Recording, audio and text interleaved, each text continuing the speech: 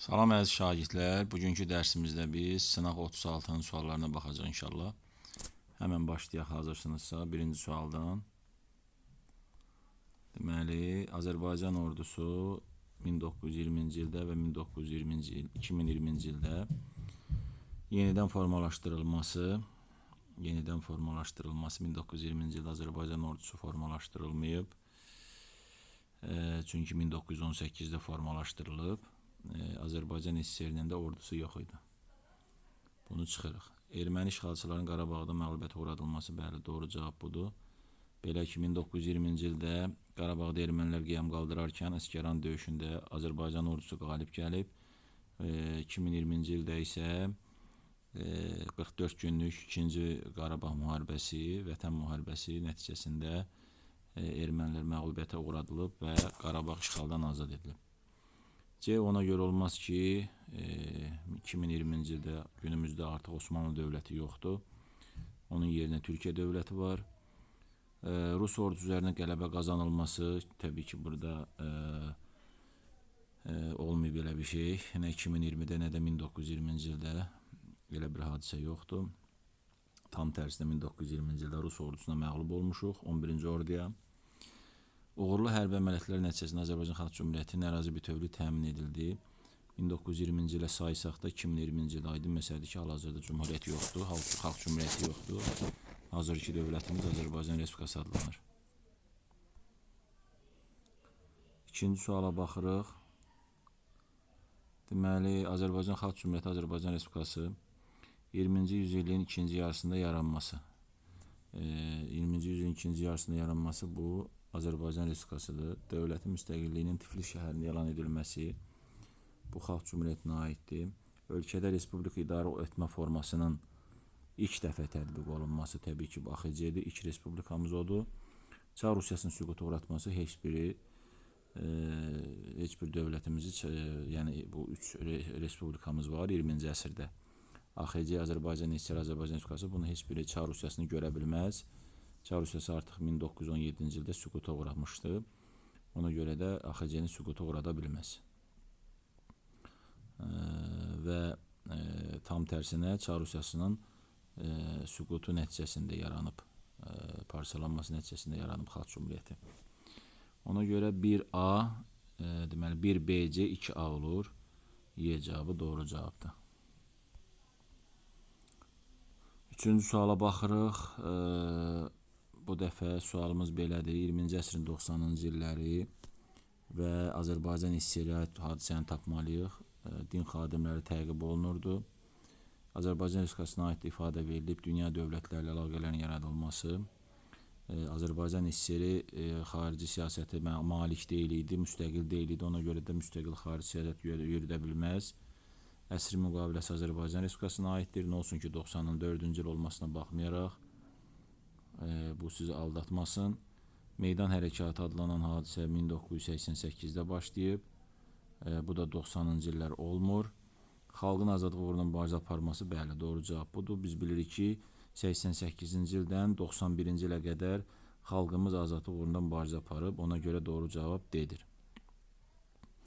Qərbi Azərbaycan torpaqlarında yaşayan Azərbaycan öz ata-baba yurtlarına qovulmağa başlanması, bu da 48-53-cü illərdir. Ona görə bu da olmaz. Dördüncü suala baxırıq. Eldənizlər dövlətini Baharlı dövlətindən fərqli olaraq. Eldənizlər dövləti Baharlı dövlətindən fərqli olaraq Kürd çayından şimaldakı torpaqlarda meydana gəlmişdi. Xeyr, heç biri Kürdən şimalda meydana gəlməyib. Bu Şirvanşahlara aid ifadədir. Əraziləri cənubda İran körfəzinə qədər uzanırdı. Bu oxşarlıqdır. Orta əsrlərdə şimal torpaqlarında mövcud olan yeganə dövlətdir. Heç birinə aid deyil. Çünki hər ikisinin dövründə şimalda bunlardan əlavə Şirvanşahlar dövlətdə mövcud olub. Şirvanşahları asılı hala salmışdı. Bu da oxşarlıqdır. Bir müddət Azərbaycan torpaqlarını vahid dövlət şəklində birləşdirmişdi. Bəli, Eldənizlər Azərbaycanı birləşdirmiş dövlətlərdən sayılır. 5-ci sual. Azərbaycanın daş dövrünə aid hadisələrin hansı daha sonra olmuşdu? Burada uşaqlar diqqətli olmalıyıq. Daş dövrünə aid hadisələrdən hansı daha olmuşdu? Yəni, ümumiyyətlə hansı daha sonra olmuşdu demir. Yəni birinci müəyyən etməli ki, buradakı hadisələrdən hansı daş dövründədir. Baxın, daş dövründə olanları ayırıram. Öncə ayırıram. Daş dövrü, süni şəkildə odu əldə etmək daş dövrüdür. Sonra ilk dövlət qurumları meydana gəlməsi Tunc dövrüdür. Xış əkinçinin yaranması Tunc dövrüdür. İlk əməliyyatların hazırlanması daş dövrüdür. İnsanların mağaralarda yaşamaya başlaması daş dövrüdür. Baxın, görürsünüz, bu üç hadisə içərisində seçim eləməliyik ki, bunların üçü də nədir? Daş dövrüdür. Və biz müəyyən etməliyik ki, bu üç hadisədən hansı daha sonra baş verib? Təbii ki, burada süni şəkildə odun əldə edilməsidir. Çünki insanlar birinci yaradılandan sonra insanlar əmək alətləri hazırlamaya başlamalıdır. Sonra mağaralarda yaşamaya başlamalıdır. Sonra odla tanış olmalıdır təbii şəkildə. Sonra artıq süni şəkildə, yəni özü əldə eləməlidir odu. Ona görə də burada cavab A-dır. Doğru cavab A-dır.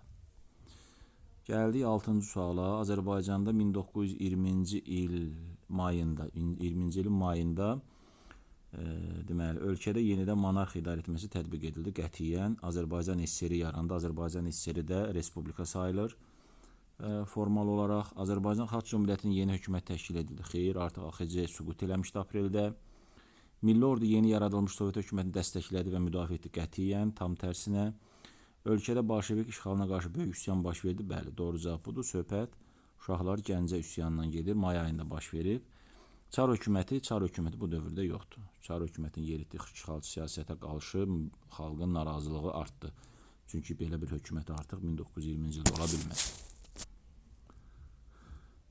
Və gəlirik 7-ci sual mətn sualıdır. Mətn sualında deyilir ki, 19-cu əsrin əvvəllərində tarixi Azərbaycan ərazisində məskunlaşan ermənilər 20-ci yüzilin əvvəllərində burada özlərinə dövlət yaratdılar. 1918-ci ildə erməni dövləti yaratdılar bizim Qərbi Azərbaycan torpaqlarında. Sonra bu yerlərin əsl sakinləri Azərbaycanlıları soyqırımlara və sürgünlərə məruz qoydular. 20-ci yüzilin sonlarında yəni deportasiya etdilər, onu bilirsiniz. 48-53 və 1988-ci ildə 20-ci yüzilin sonlarında Sovet İttifaqının zəifləməsini istifadə edərək Qarabağı işğal etmək üçün növbəti məkirli fəaliyyətə başladılar. Yəni Qarabağ münaqişəsi başlayır, daha sonra da qanlı müharibəyə çevrilir. Bunu da bilirsiniz. Deməli, burada baxırıq cavablara. Mətndən nə çıxarırıq? Ermənilər Azərbaycanlılara qarşı ilk soyqırım siyasətini 20-ci əsrin sonlarında həyata keçirib. Xeyr. Bilirik ki, bu 20-ci əsrin əvvəllərində ilk dəfə keçiriblər. Mart soyqırımını, Xocalı soyqırımı nəzərdə tutur. Xocalı soyqırımı ilk soyqırım deyil. Sovet İttifaqı 20-ci yüzilin əvvəllərində zəifləməyə başladı. Xeyr. Burada 20-ci əsrin sonlarından gedir söhbət. Qarabağı işğal etməyə çalışan ermənilər 20-ci yüzilin sonlarında yenidən fəaliyyətə keçdilər. Bəli, doğru cavab C-dir. D. 19-cu əsrin əvvəllərində tarix Azərbaycan torpaqları Sovet Rusiyası. Sovet Rusiyası 19-cu əsrdə yoxdur. 20-ci yüzilin sonlarında Sovet İttifaqının zəifləməsi nəticəsində ermənilər ərazi iddialarına son qoydu. Xeyr. Ermənilərin ərazi iddiaları hələ də günümüzdə də son qoyulmuyub, təəssüf ki. Hələ də bununla bağlı danışıqlar gedir. İnşallah gələcəkdə bilinəcək. Gəlirik 8-ci suala. Azərbaycan Xalq Cümhuriyyəti Azərbaycan SSR-nin tarixinə oxşar cəhəti müəyyən edin. Deməli, Rusiya imperiyasının dağılması nəticəsində meydana gəlmək bu AXC-yə aiddir sadəcə. Xarici ticarət əlaqələrində müstəqilliyə sahib olmaq bu da yenə AXC-yə aiddir. Azərbaycan SSR müstəqil deyil idi. Rəsmi idarəetmə forması monarx olması heç birinə aiddir. Deyil. Deməli, Sovet Rusiyası ilə həmsərhəd olmaq, bəli, doğru cavab budur. 1920-ci ilin aprelin 28-nə qədər AXC, aprelin 28-dən sonra da təbii ki, Azərbaycan SSR Sovet Rusiyası ilə həmsərhəd olmuşdu. Sovet Rusiyası ilə müttəfiq münasibətləri təbii ki, AXC ilə Sovet Rusiyası ümumiyyətlə AXC-ni qəbul etməyib, dövlət kimi tanımayıb və zaten də AXC-ni süquta uğradıb, orada müttəfiqlikdən söhbət gedə bilməz. Gəldik 9-cu suala. Verilmiş dövlətlərdən heç birinə aid olmayan tapmalıyıq. Rəvvadilər, Atabəylər, Baharlı. Araz çayından cənubda meydana gəlib, deməli, Rəvvadilər və Baharlı dövləti, paytaxtda Təbriz şəhəri olub. Rəvvadilər, Atabəylər, Baharlı elə üçünün də paytaxtı olub. Torpaqları Azərbaycan torpaqlarını vahid dövlətdə birləşdirməsi bu ifadə Atabəylərə aiddir. İntibat dövrünə mövcud olmaq Atabəylərə aiddir. Ərəb xilafətinin süquta uğraması nəticəsində yaranması, süquta uğraması yazdığına görə əlbəttə ki, bu heç birinə aid deyil. Doğru cavab Y-dir. Niyə aid deyil? Çünki bir daha xatırladıram, ərəb xilafətinin zəifləməsi nəticəsində rəvvadilər yarana bilər. Amma burada süqut yazıb deyə olmaz. Davam eləyək. 10-cu sual. Azərbaycan Kürdən şimaldakı torpaqlarında yaranmış xanlıq deyildir. Deməli, Kürdən şimaldakı torpaqlarda yaranmış xanlıq deyildir. Yəni Kürdən Dərbənd arasında yaranmış xanlıq olmasın. Şamaxı Kürdən şimaldadır. Şəki də Kürdən şimaldadır. Quba da, Dərbənd də Kürdən şimaldadır. Bəli, Kürlə Araz çayı arasındadır Qarabağ xanlığı. Sizdə burada xüsusi bir xəritə də çəkə bilərəm. Tam əmin olmanız üçün. Bir dəqiqə. Düşünün ki, bu Azərbaycan xəritəsidir. Bu Kür çayıdır. Bu Araz çayıdır. Dərbənd buradadır. Sonra burada Şəki bu hissədədir. Şamaxı bu hissədədir. Quba bu hissədədir. Bakı bu hissədədir. Bunlar Kürdən şimalda yaranan xanlıqlarımızdır. Kürlə Araz çayında isə Kürdən artıq cənub eləyir. Gəncə xanlığı yaranıb, Qarabağ xanlığı yaranıb, Naxçıvan və İrəvan xanlıqları yaranıb. Dolayısıyla burada cavab Qarabağdır. Çünki Kürdən şimalda yaranmayıb. Kürdən cənubda yaranıb. Gəlirik xəritə sualına. Azərbaycan Xalq Cümhuriyyətinin yarandığının elan edildiyi şəhəri müəyyən edin. Biz bilirik ki, bu Tiflisdə yaranıb. Tiflis Azərbaycan Respublikasının ərazisində deyil. Ona görə də baxın, burada Azərbaycan Respublikasının ərazisindən kənarda olan rəqəm hansıdır? 5-dir. Deməli, Tiflis bu 5-lə işarələnmiş şəhərdir. Gəlirik 12-ci suala. Azərbaycan Xalq Cümhuriyyəti ilə bağlı geri dönüş eləyək. Gəlin bir daha o bir şəhərlərimizi də xatırlayaq. 5 Tiflisdir, 4 Gəncədir, 3 Bərdədir, 2 Şamaxıdır, 1 də Bakıdır. 12-ci suala gəlirik. Azərbaycan Xalq Cümhuriyyəti ilə bağlı verilmiş hansı ifadə doğru deyil? Doğru deyil. Parlamentimizin sədri Əlimərdan bəy Topçubaşov olub. Bu doğrudur. Nazirlər Şurasının sədri Fətəli xan Xoyski olub. Nəsib bəy Yusifbəyli də olub. Xalq Cümhuriyyətinin qurucularından biri, bəli, təbii ki, Məhəmməd Əmin Razuzadədir.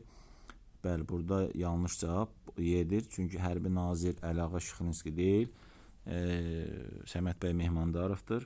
Əliağa Şıxlinski hərbi nazirin müavini olub. 13-cü sual. Azərbaycan Respublikasının müstəqilliyi ilk illərində ölkədə baş verə biləcək vətəndaş müharibəsinin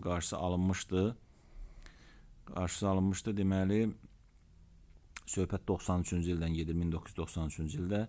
Dünya Azərbaycanın bir ay gətirilməsindən sonra, xeyr, bu 2001-ci ildir, olmaz. Əsri müqaviləsi imzalanması nəticəsində, xeyr, bu 94-cü ildir. Heydər Əliyevin Azərbaycan siyasi hakimiyyətə gəlməsindən sonra, bəli, doğru cavab budur. Məhz Heydər Əliyevin hakimiyyətə gəlişindən sonra vətəndaş müharibəsinin qarşısı alınmışdı. Gəncə qiyamı və digər hadisələrdən gedir söhbət 31-ci mövzuda. Azərbaycan Respublikasının müstəqilliyi ümumi xalq səsvermə qoyulmasından sonra, bu 91-ci ildir. Bu da deyil. Əbülfəz Əliyevin Respublika prezidenti seçilməsindən sonra, xeyr, bu da deyil.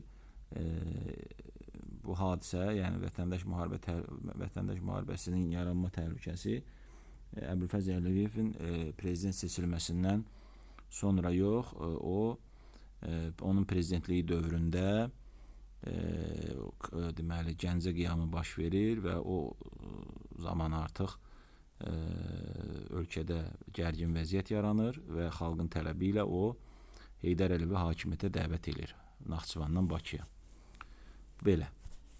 Gəldik 14-cü suala. Heydər Əliyevin Azərbaycan Respublikasında prezidentliyi dövrünə aiddir. Deməli, prezidentliyi dövrü deyirsə, bu uşaqlar olmalıdır. 1993-2003-cü illər olmalıdır. Və Naxçıvanski adına hərbi liseyin açılması bu Sovet dövründə olub. Bəyannamə 91-ci ildir, aidiyyatı yoxdur. Düzdür, bu bizim köhnə kitabdadır, amma burada gözümüzdən qaçıb olsun. Zaten müstəqilliyin bərpasından danışırdı. Azərbaycan Respublikasının yaranması 91-dir. Qərbi Azərbaycanlıların deportasiya edilməsi, bu da 88-91. O da olmur. Kitab Dədə Qorqud dastanının yubileyi 2000-ci ildir. Bax, budur doğru cavab. Bu deməli Heydər Əliyevin prezidentliyi dövrünə təsadüf eləyir. İlk dəfə Respublika idarə etməsinin tətbiq edilməsi, bu da Cumhuriyyətə aiddir. Davam edirik 15-ci sualına. Deməli, Azərbaycanın 11-ci yüzillik tarixinə, 11-ci əsr tarixinə aid deyil. 11-ci yüzilliyə aid olmasın deməli. Biz bilirik ki, 11-ci əsr Səlcuqların yürüşə məruz, Azərbaycan Səlcuqların yürüşünə 11-ci əsrdə məruz qalıb və ondan sonra da deməli ölkədə, Azərbaycanda da vahid pul ölçü və çəki sistemi tətbiq edilib. Bunlar 11-ci əsrdir. Doğru cavablar 1 ilə 4-dür. Bəli, Eldəniz hakim təyin edilib Arrana 12-ci əsrdə. Sacıoğlu dövlətinin Azərbaycana vahid dövlət həkimini birləşdirilməsi də 10-cu əsrdir. Ona görə də 1-4, yəni Y cavabı doğru cavabdır. Gəlirik 16-cı suala. Deməli, bu hadisələr Səfəvilər dövlətinin mövcud olduğu dövrə uyğun gələn neçə hadisə verilib? Yəni 16-cı əsrdən 1736-cı ilə qədər olmalıdır. Şirvanşahlar dövlətinin Səfəvilər tərəfindən ləğv edilməsi, bəli, biz bilirik ki, bu Səfəvilər dövləti yaranandan sonra Şirvanşahlar süquta uğradılıb. Birinci Təhmasibin dövründə. Sonra Qızılbaşların Təbrizə hücumu, bu zaman deməli Qızılbaşlar hücum edəndə Səfəvilər dövləti hələ yox idi. Təbrizi tutandan sonra yaranıb Səfəvilər dövləti, olmaz. Oğuz tayfanları məskunlaşmaya başlaması, bu da orta əsrin əvvəllərindən var zaten.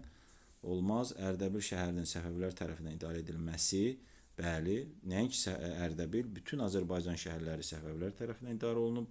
Aydın məsələdir ki, çünki Azərbaycanı birləşdiriblər. Teymurlər dövlətinin yaranması da olmaz, çünki Teymurlər dövləti Qaraqoyunlu dövlətinin Qaraqoyunlu dövləti mövzusundadır. Orada Qara Yusif Teymurlərlə mübarizə aparanda artıq Əmir Teymurun və Teymurlərin adı çəkilir.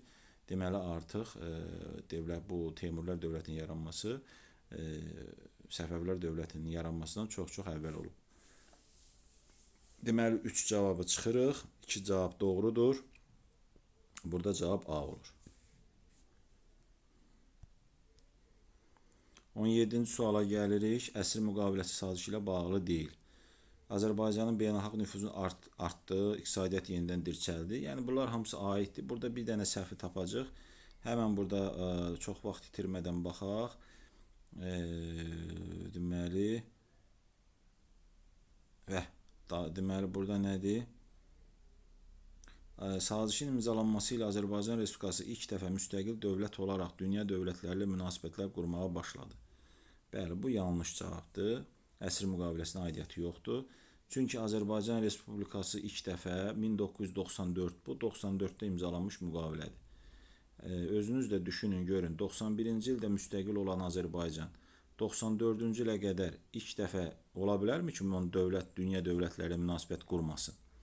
Əlbəttə ki, olmaz. Deməli, 91-ci ildə müstəqil olandan biz qonşu dövlətlərlə və dünya dövlətləri ilə artıq münasibətlər qurmağa başlamışıq və ona görə də məntiqsiz cümlədir. Amma digər ifadələr A-da, C-də olan D və Y cavabları da bunların 4-ü də əsr müqaviləsinə aid ifadələrdir.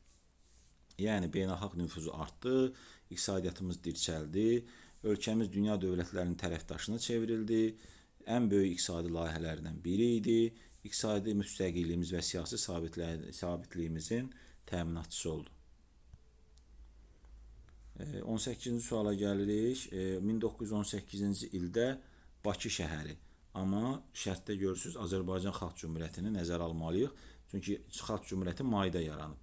Mayda yarandığına görə biz maydan əvvəl, misal üçün Bakıda qırğınların törədilməsi, soyqırım martda olduğuna görə deyərəm ki, baxaq görək burada, bəli, görürsünüz Y cavabında mart soyqırımı törədildi. Götürə bilmərik. Niyə? Çünki bu martda olub. Burada nə olsun? Bakı şəhəri və 18-ci il yazılıb. Amma Xalq Cümhuriyyəti şərtdə olduğuna görə bunu götürə bilmərik. Çar hökumətinə qarşı yönəlmiş azadlıq hərəkatının mərkəzi idi. O da ola bilməz. Çünki Çar hökuməti artıq 17-ci ildə süqut edib. İlk ali məktəb açıldı. Bu da 1919-cu ildir. Bakı Dövlət Universiteti. Milli hökumət fəaliyyət göstərirdi. Bəli, doğru cavab C-dir. 1918-ci ildə bəli, hökumətimiz fəaliyyət göstərirdi və onun iş başçısı da Fətəli xan Xoysk olmuşdu. Azərbaycan Xalq Cümhuriyyətinin qurulması haqqında bəyannamə elan edildi. Bu da yanlışdır, diqqətli olmalıyıq. Çünki bəyannamə harda elan edilib? Tiflisdə, burada isə nə yazılıb? Bakı. 19-cu suala baxırıq. Deməli, Azərbaycan Xalq Cümhuriyyətinin və Azərbaycan Respublikasının xarici siyasətlərində oxşarlıqdır. Yəni, iki dövlətimizin xarici siyasətini müqayisə eləməliyik. Dövlət müstəqilliyi Rusiya tərəfindən tanınmaması. Xeyr, Azərbaycan Xalq Cümhuriyyətini tanımasa da Azərbaycan Respublikasını əlbəttə ki, Rusiya tanıyıb. Bunu çıxırıq. B. Osmanlı dövləti ilə dostluq, qardaşlıq münasibətlərinin saxlanması. Cümhuriyyətdə Osmanlı var, hal-hazırda Osmanlı dövləti yoxdur. Onun yerinə Türkiyə Cümhuriyyəti var.